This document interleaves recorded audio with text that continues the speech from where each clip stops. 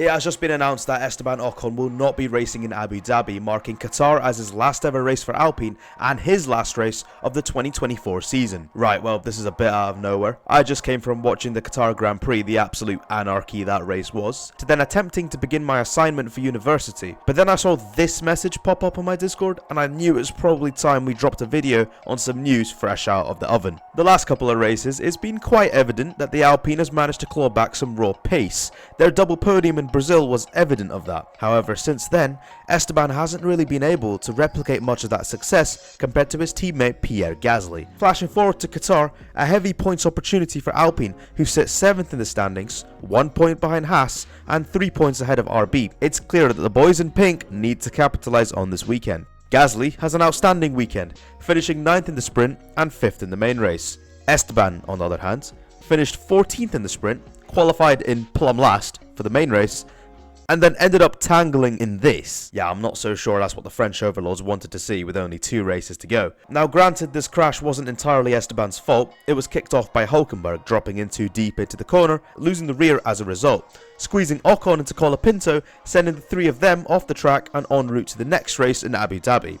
Or so we thought, as Sky Sports after the race announced that team principal Oliver Oakes has decided to beat Esteban to death with a baguette, and therefore confirming that he won't be racing at Abu Dhabi. Now, it seems to be a trend this year for teams to let next season's drivers have a race or 2 under their belt before they take the training wheels off and start racing full-time in 2025. We saw this with Oliver Behrman, who drove a few races for Haas after being announced as the team's driver for next year. This will be continued with Jack Doohan, who is probably sat at his TV with a bag of Cheezels, who got the call that he'll be racing in place of Ocon for next week. I'm also now wondering if Lewis Hamilton will follow in similar fashion, albeit of his own accord, and pull out of racing for Mercedes after an abysmal Qatar GP, one that was jeopardized through no fault of his own. Essentially, after running after Albon's rogue mirror on the start-finish straight, a puncture shot the Brits straight down the order. Lewis was then making his way back to the top 10 and maybe into the points before being slapped with another penalty in the form of a drive-through for speeding in the pit lane. He was obviously quite vocal on the radio, saying he wanted to retire the car early, blah blah blah, and the vibes just don't seem that great in my opinion. So watch that space with a microscope. The brutality of Formula 1 seems to be coming back into full swing.